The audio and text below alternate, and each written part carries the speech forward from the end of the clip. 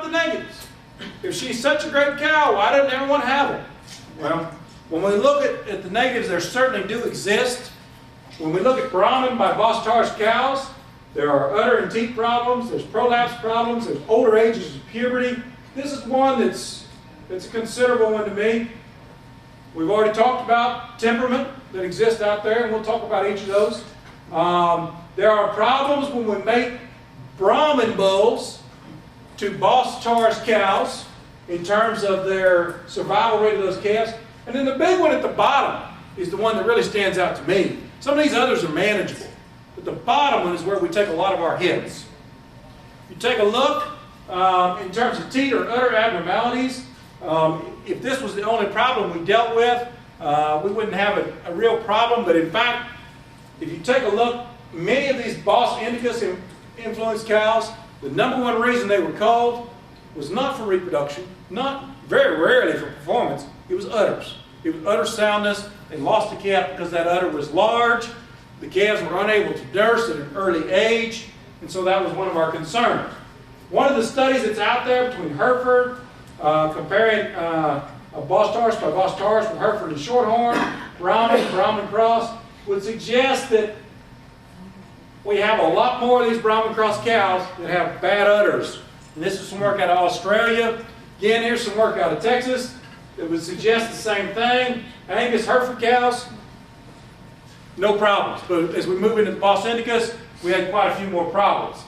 This is some work where, when we look at Angus versus Brangus that showed up, there was a similar trend for mastitis in those two. And I can't explain that, but it does exist out there in some of the literature.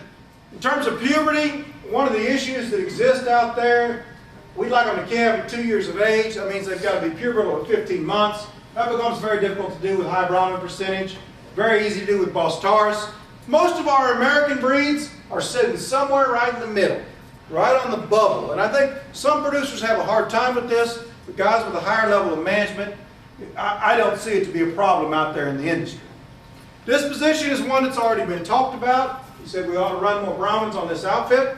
We're fixing to. This one is a big negative in terms of price perception that exists out there. And it doesn't matter if you're talking about Brahmins, if you're talking about Santa Gertrudis, if you're talking about Beef Masters. It's out there in all of them. And even if it wasn't out there, the perception exists there.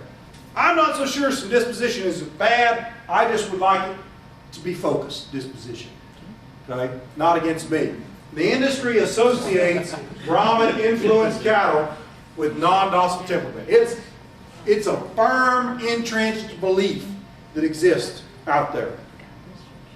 Dystocia from Bos Indicus sires, there's a large effect there.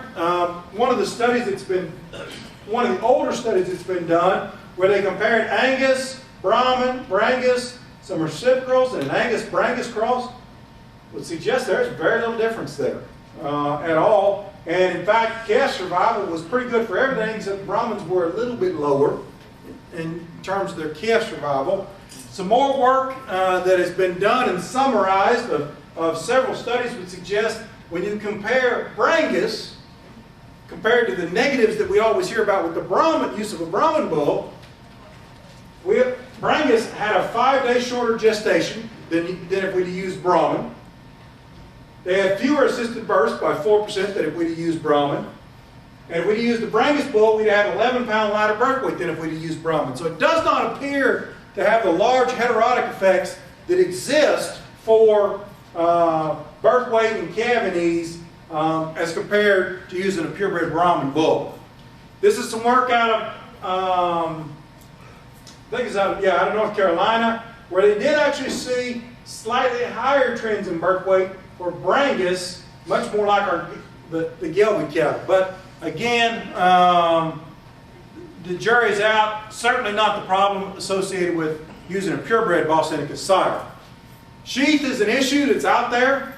This isn't on the cow side, but it does exist. I think the Brangus breed has probably done as much to clean this up as any breed that exists out there. You can find a lot of cattle that just are very clean sheep. This is the big one, discounts that exist, and this is my last section. You know, a lot of guys will tell you they don't discount here anymore. I don't know where these guys live, because there are still some discounts that are placed on these cattle. What percent Boston-Icus is acceptable in the cattle? How much is in those? What do you think? Are they the same? Are they different? Calves show some phenotypic differences to me. Both those calves are half Angus, half Hereford, quarter Angus, quarter Brahman out of the same bull. But phenotypically, those calves will probably be 10 cents different at the market. It depends on how you sell those. When you're selling small numbers in traditional channels, there is some documentation that anything greater than a quarter is significantly discounted. Is he going to top the market? Well, if you take a look, more than a quarter, this is one of those studies out of Kansas, which would suggest, yeah, they are discounted. They are. It all depends on how you talk to that order buyer. He sells most of 3/8 Brangus kind of cattle. He sells them as quarter bloods. The majority of those guys will sell those as quarter bloods. This is some work out of Superior, which would suggest if they do have a little bit of ear in them, they are slightly discounted. The one I really want to get to is this one. Some of what Dr. Troxel has done recently has been really eye-opening to me, where they looked at all of these different crosses and they looked at the prices received for those cattle.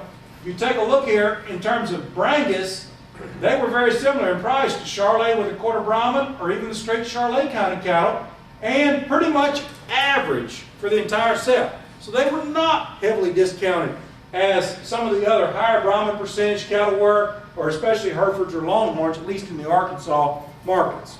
And you have to ask, do you plan on feeding them? Where do you plan on feeding them? This is a big one. We've actually seen some work, and I'm going to go through this fairly fast. We've done some work where those cattle, as we precondition them in Florida, the more Boston-Icus you put in them, the better they gain during that preconditioning time. As we sent them to Kansas, we flip-flopped it, and the more Boston-Icus we put in them, the worse it got. And so a lot of our producers have gone to feeding their Brangus type cattle in Texas as opposed to feeding them in Kansas to get around managing that. So there are some problems. The bottom one, the price discounts, I think is the big one. You've got to ask yourself, where are your priorities?